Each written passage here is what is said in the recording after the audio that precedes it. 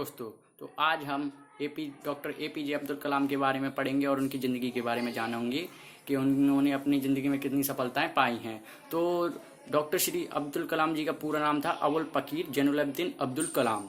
इनका जन्म 15 अक्टूबर 1931 को धनुषकोटी में रामेश्वरम टेम्पल के पास तमिलनाडु में हुआ था। इनका जन्म बहुत ही गरीब परिवार में हुआ था। इनके पिताजी नाव बनाने का काम करते थे, लेकिन ये बहुत ही होशियार बच्चे थे। इन्होंने अपनी ज़िंदगी में कई सफलताएं पाई हैं।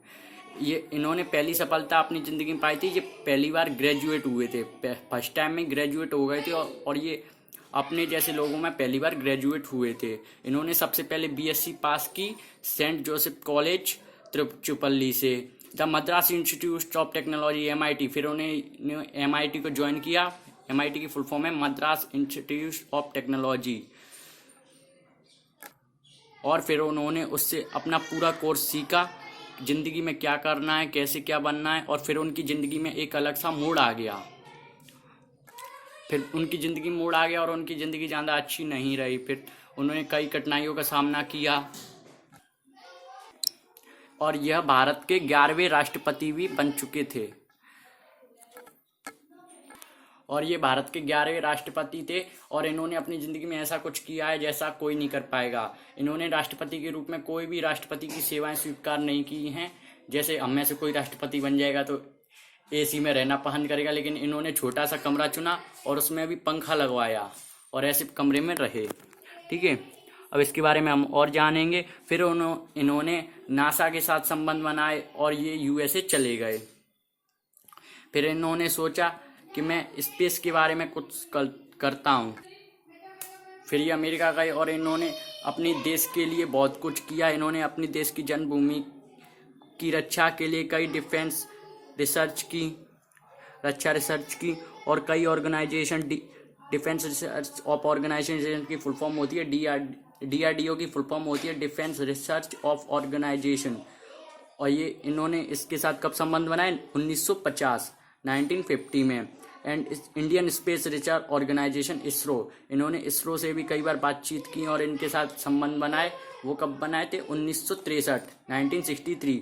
Today he is known a missile man, और फिर इनका नाम हो गया missile man of India, Bharat के missile man.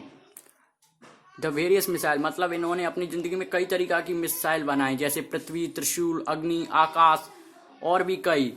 Are mainly resulted of his efforts, और इन्हें इसके लिए कई पुरस्कार मिले थे और बहुत सारे परमवीर चक्र जैसे मिला है इनको। और इन्हें अपना काम बहुत पसंद था। और इनकी अगर बचपन की बात करें तो इन्हें अपने बचपन में सभी सब्जेक्ट बहुत पसंद थे, जैसे हिंदी, मराठी, तमिल, गुजराती, जितने भी इनके में सब्जेक्ट थे उन्हें सब पसंद थे।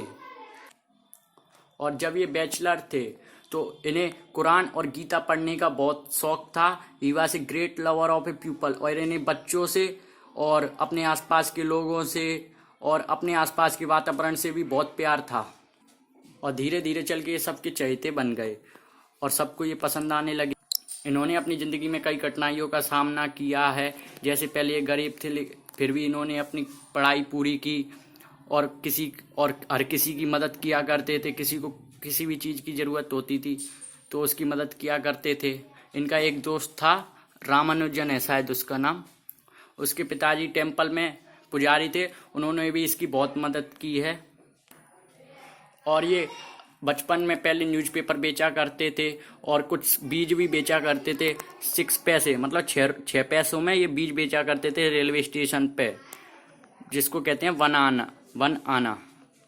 Also he collected a popular newspaper Tamil Dinamani, और ये रेलवे स्टेशन पर तमिल दीनामणि नाम का न्यूज़पेपर बेचा करते थे। एंड हेल्प हिज कजन, और अपने छोटे भाई समुद्दीन की भी बहुत हेल्प करते थे इन सबको बेचने में।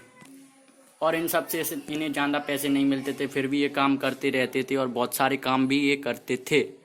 स्कूल में भी ये बहुत अच्छे थे। मैंने आपको पहले भी बताया है कि इनको सभी सब्जेक्ट पसंद थे और ये सभी टीचर्स के चाहते थे, इसलिए स्कूल में भी इन्हें सब प्यार करते थे।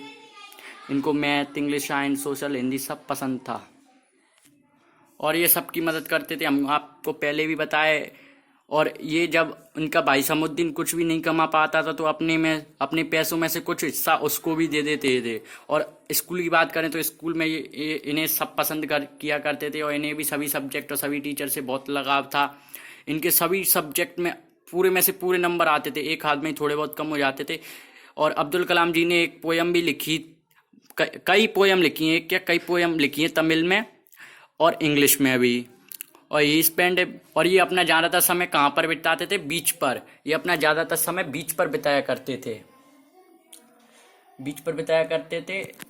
अपना ज़्यादातर समय बीच पर बिताया करते थे और चिड़ियों को उड़ते हुए देखते रहते थे और सोचते रहते थे काश मैं भी आकाश में उड़ सकता।